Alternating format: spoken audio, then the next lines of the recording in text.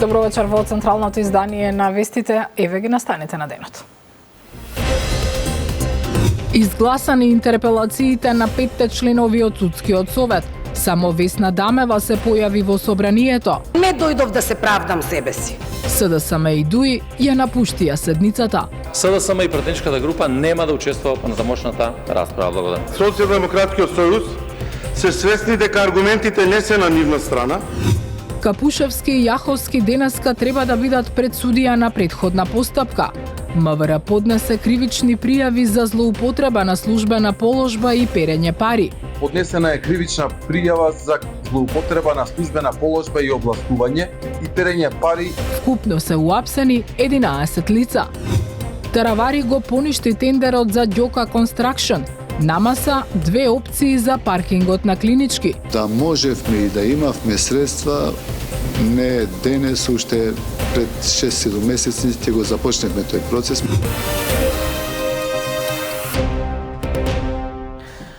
Собранието по неколку часа ги изгласа интерпелациите за 5 членови на Судскиот совет. Претходно имаше кратка дебата, пошто пратениците од СДСМ и ДУИ ја напуштија седницата. Во законодавниот дом, освен Весна Дамева, не дојдоа останатите членови на Судскиот совет, наместо тоа тие одржуваа редовна седница. Деталите од Јана Јосифовска.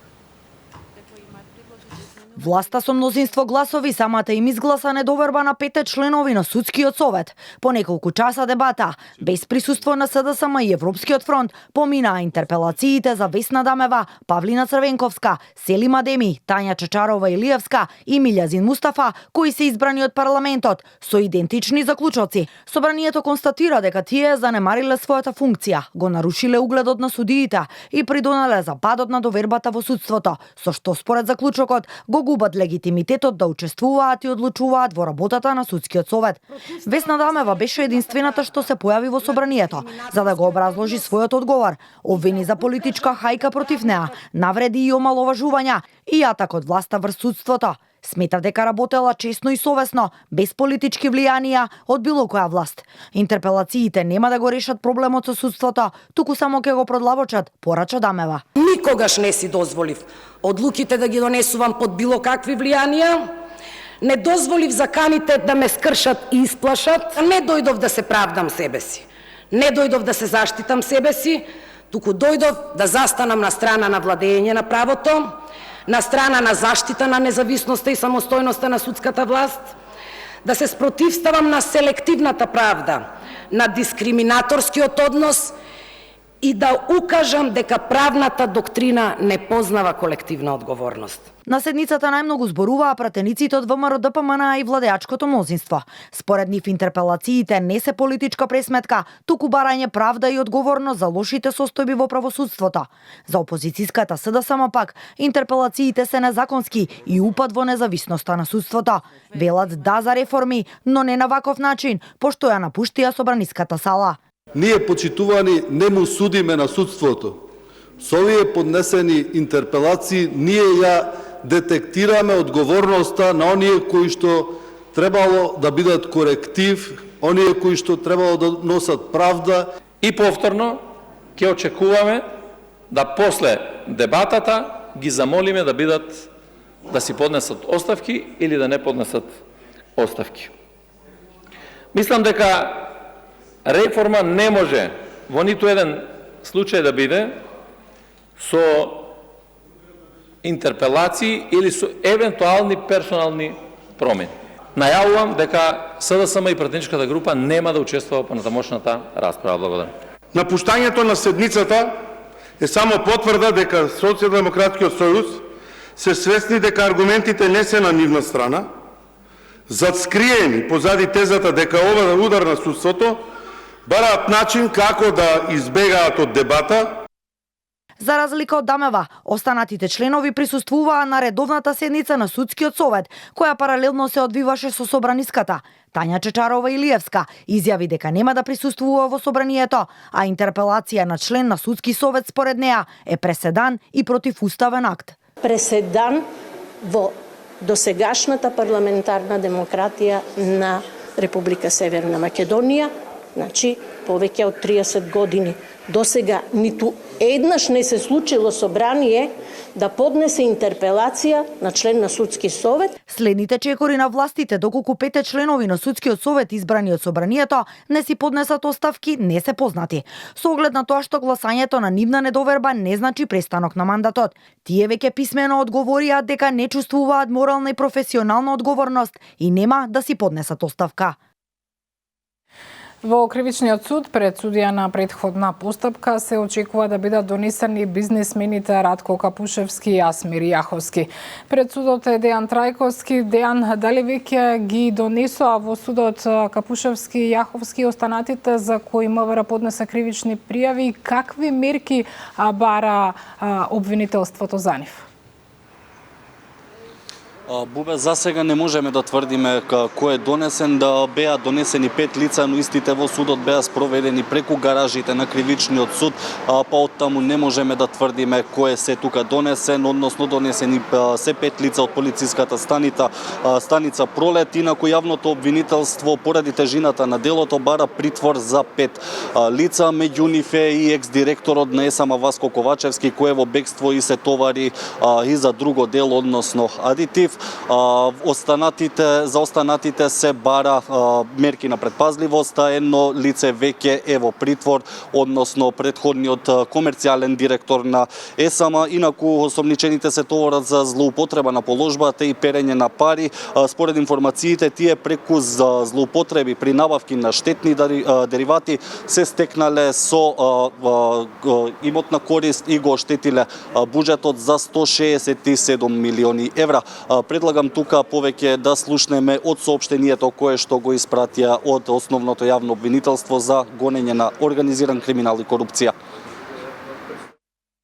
Во периодот на 2021-2023 година, двајца осомничени во својство на основачи управители на кривично одговорното правно лице, свесно повредувајќи ги прописите за постапката за јавен повик за набавка на мазот за потребите на ТЕЦ Неготино, поднеле невистината документација. Со намера да го изиграат договорот, не ги извршиле обврските и ги повредиле правилата, остварувајќи корист од големи размери за кривично одговорното правно лице, а на штета на државниот буџет во вкупен износ од 167 милиони евра. Во намерата сумисло им помогнале осомничените вработени во АД Електрани на Македонија, кои се наоѓале на високи позиции од генерален директор и директори на сектори до председатели и членови на комисии поврзани со јавни набавки.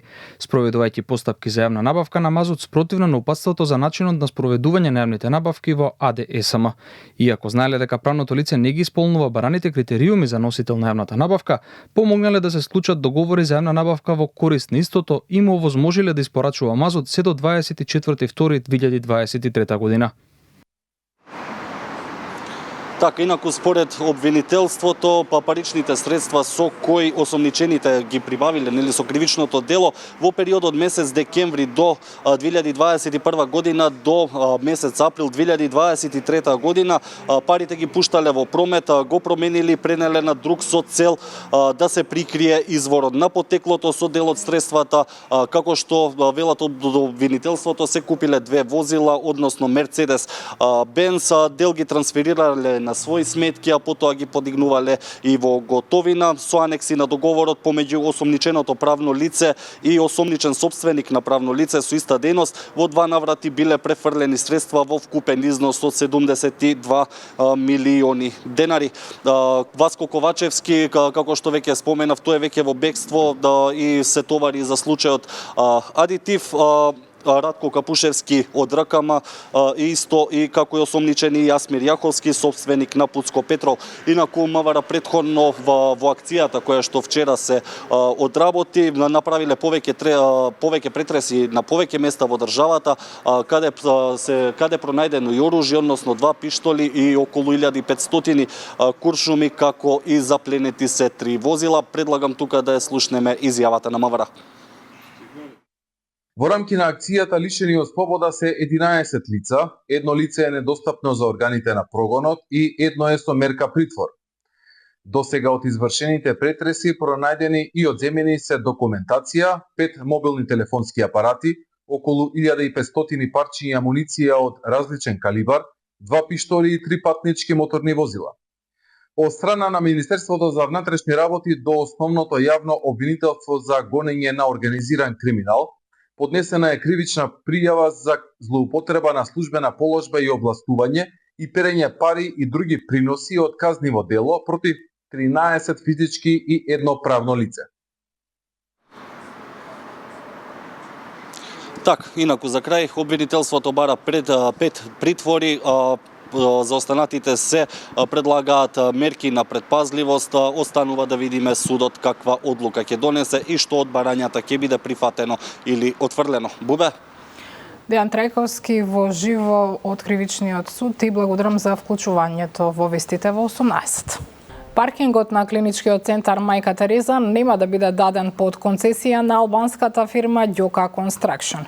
Одлуката ја донесе министерот за здравство Арбен Таравари, кој соопшти дека на маса сега се 2 опции за паркингот. Деталите ги има Миријана Мирчевска-Јовановиќ. Фирмата од Албанија Ѓока Construction нема да го добие под концесија паркингот на клиничкиот центар Мајка Тереза. Под притисок на јавноста, министерот за здравство Таравари потврди дека тендерот ќе биде поништен. Таравари изјави дека има 2 опции за средување на хаосот на паркингот на клинички. Едната опција со паркингот да стопанисува градскиот паркинг и да изгради 2 катни гаражи. Министерот побарал средба со директорот, но му било кажано дека тој е на пат. А другата опција е паркингот да биде под службата за општи и заеднички работи. Опцијата да стопанисува самото министерство не е ставено во игра, бидејќи инвестицијата е многу висока, потенцира министерот. Доколку тие прифатат да направат паркинг места, катни гаражи, не мора паркинг места. Тие си знаат, мене ми требаат уште минимум 500 до 600 паркинг места. Иако неопходно е околу 1000-1100 за да нема никаква гужва. Меѓутоа, барем по студијата за физибилитет, ви кажувам тоа што го најдовме тука, нема друго можно решение. Да можевме и да имавме средства, не денес, уште пред 6-7 месеци ќе го започневме тој процес, меѓутоа не сме во финансиска можност за да инвестираме колку се околу 10 милиони евра инвестиции. Директорот на градски паркинг потврди дека е на пат и во порака за Канал 5 одговори дека е подготвен за соработка за подобрување на услугите на клиничкиот центар, но за сега нема добиена официјална покана од Министерството за здравство. Од СДСМ потенцираа дека вистината е излегла и дека уште од самиот почеток се потврдило дека станува збор за сделка од која ќе профитира некој од власт. За приватна компанија 99% од приходите, а за државата само мизерен 1%. Или во бројки. За годишен приход од 3,5 милиони евра од паркингот на клинички центар, за државата би биле само 35.000 евра, а за приватната компанија фантастични 3.465.000 евра.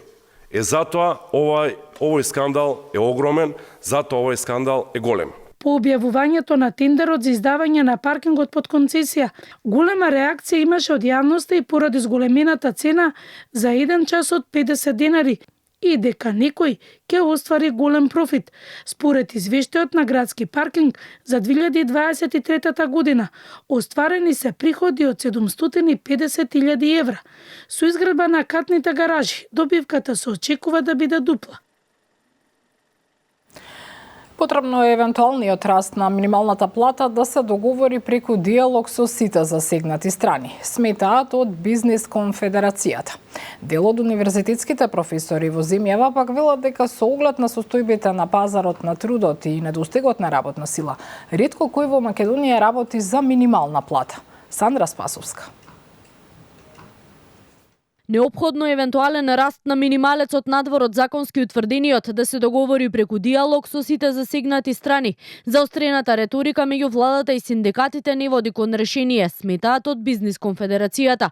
Првиот човек на конфедерацијата Миле Бошков вели, во зависност од тоа во која насока ќе се движи диалогот во рамки на ЕСС, во иднина како Бизнис конфедерација имаат предлог и за одредување на цена на саатница што крајно би го решила проблемот, а според него може да се дискутира и за промена на сега законски утврдената формула по која се пресметува минималната плата.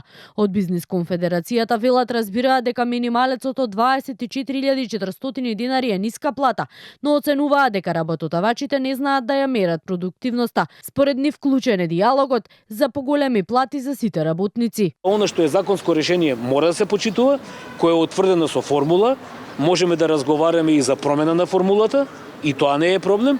Меѓутоа, во овој момент, ова што се нуди како решение, го загарантирува минималецот или минималната плата, а се друго потикнуваме и ги молиме работодавачите на вистина да размислат на кој начин ќе ги намалат останатите трошоци, за да може да ги зголемат платите на работниците. Со оглед на состојбите на пазарот на трудот и недостатокот на работна сила во земјава, ретко кој работи за минимална плата, смета универзитетскиот професор Лазар Јовевски. Според него законскиот минималец ќе го добијат сите, а работниците и работодавачите вели да се фокусираат на диалог за нови грански, поединечни или колективни договори со кои ќе се зголемат платите. Социјалните партнери имаат простор да ги доуредуваат потоа прашањата за плата, особено во бизнис секторот, каде што видите со оглед на состојбите на пазарот на трудот, веќе и ретко кој работи, па во кој да е сектор и која да е гранка, дури и во оние трудово екстензивни за таа минимална плата. Ако го земете и делот на текстилната индустрија, ќе видите дека и таму веќе,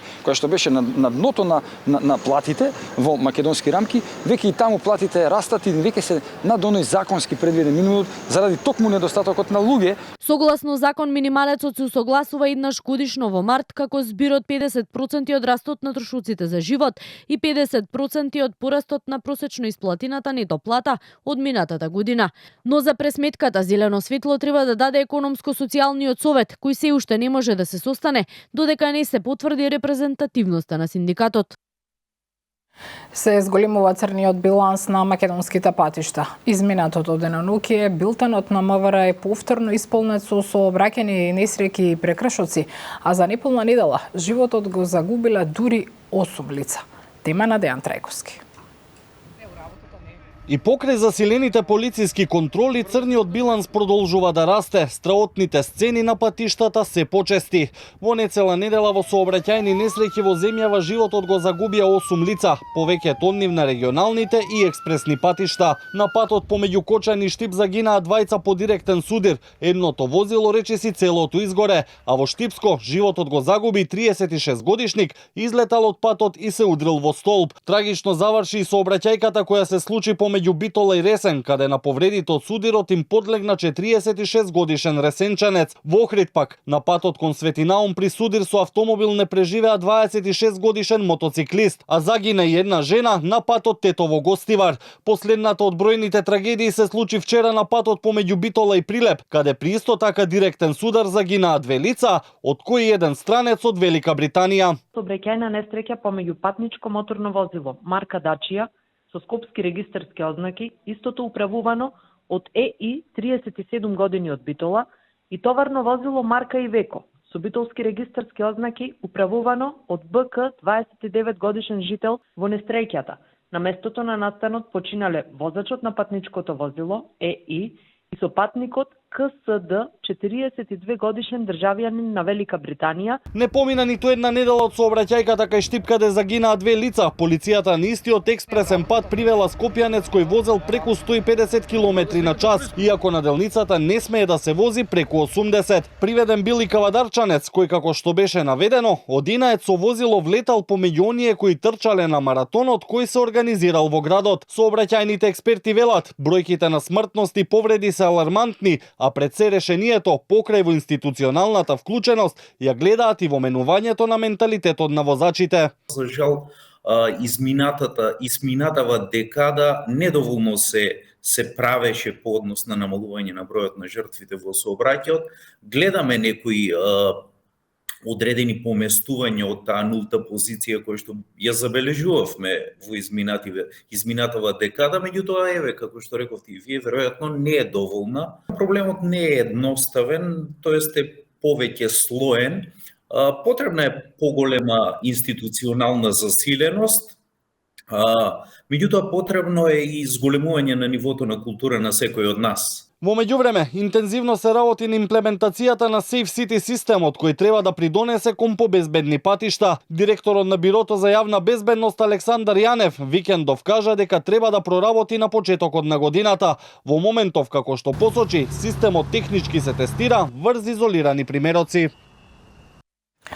Македонија и натаму се соочува со проблеми со авионите за гаснење на пожари. Од Дирекцијата за заштита и спасување за Канал 5 велат дека 3 авиони се на сервисирање, а доколку утре има потреба за тоа, ниту еден од ер-тракторите нема да може да одговори на предизвиците. Повеќе од Здравко Димитров. Сезоната на пожари е завршена, но Македонија и натаму мака мачи со авионите за гаснење пожари. Доколку утре има потреба, ниту еден од ер-тракторите нема да може да одговори на предизвиците. Првиот човек на Дирекцијата за заштита и спасување, Джеват Селами, за Канал 5 вели дека 3 авиони се во фаза на сервисирање. Моментално еден авион е во сервис во Остра. Утре и 2 авиона ни одат во сервис, веќе е завршено тендерот. Моментално тоа што го имаме како потенцијал го имаме во добра состојба.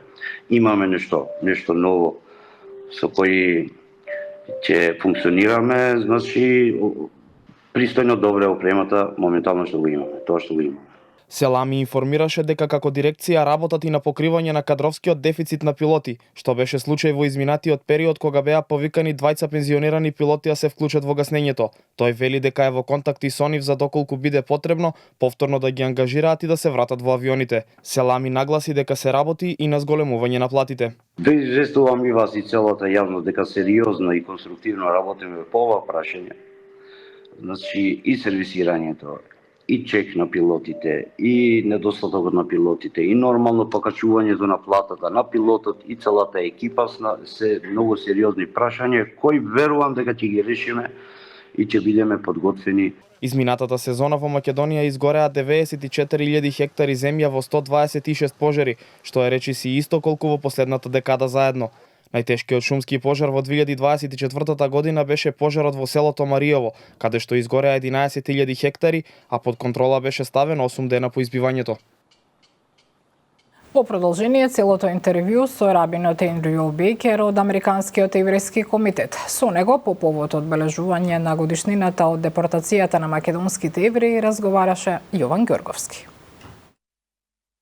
Rabbi Baker, your visit to Macedonia coincides with the anniversary of the deportation of the Macedonian Jews. How do you view that, but also the role of the Bulgarian government at the time in their deportation, and why is it important still to commemorate the Holocaust? The story in Macedonia, more broadly in this region, including Bulgaria, the power at the time, ironically, tragically, is a story both of deportation and murder and of rescue. And in particular, when we speak of, and we look at what happened here, we know that under the control of Bulgaria, it was the deportation, the collection of Jews from Skopje, Štip, Bitola, and their deportation. And yet at the same time, the civil society in Bulgaria, in Sofia, understood what was in store for their own Jewish neighbors, and they stood up and they prevented their deportation. So we see in neighboring countries a commemoration here that marks the death of well over 90% of the Jewish community, while in neighboring Bulgaria they take note of the salvation, the rescue of those Jews. One of the goals we have had, I speak of we in a collective sense of Jewish organizations, Jewish activists, but historians and scholars, is to be clear and correct on that history. And the fact is that the Jews here would surely have been taken by the Germans, by the Nazis, as they were in so many other places. But the reality was that the Germans relied on Bulgarian authorities, police, gendarme, to do their work for them. And one of the difficulties has been for Bulgaria today to acknowledge this piece of its history, even as it can take some pride in the fact Dimitar Peshev, the vice speaker of the Bulgarian parliament at the time, church leaders admirably stood up and helped save their Jewish neighbors. But Bulgarian authorities, obviously Tsar Boris, were responsible for what happened here. You are a prominent figure in international efforts to combat anti-Semitism and in Holocaust issues in Europe. How do you view the attempts to cover up the Holocaust? What we face today is something in some ways more sinister and more difficult to oppose. It's a kind of Holocaust distortion. It's not outright lies, but it's suggesting that the role of local collaborators was not what we know it to be. It's sometimes a way of elevating the role of rescuers. We call them righteous Gentiles, even though in most societies they were a very small number. And most people were bystanders. Maybe they took advantage, looting the property of Jews after they were deported. Others were collaborators, were part of those persecutions. The events of October 7th and the attack on Israel changed the world and the Middle East. How do you view that situation, but also the increasing anti-Semitism globally?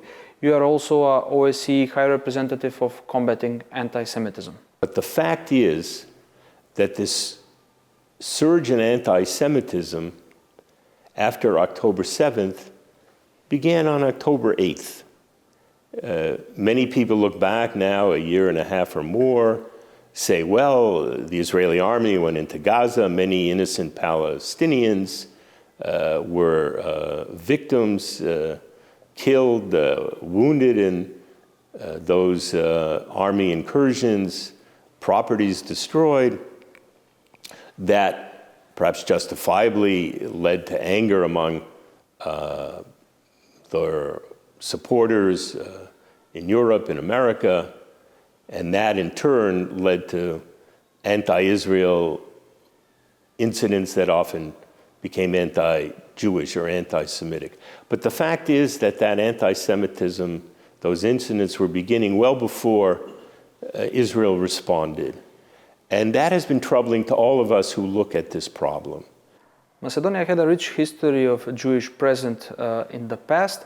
How do you view the current community, and is it a good bridge between the Macedonian and Jewish people? You know, it is a small community, but I've often said that it has a loud voice that may belie its small numbers. Останете со Канал 5, следува новото издание на Самовистина вечерва. Елизабета Галевска е домакин на Дафина Стојановска и Митко Трајчулевски. Пријатно!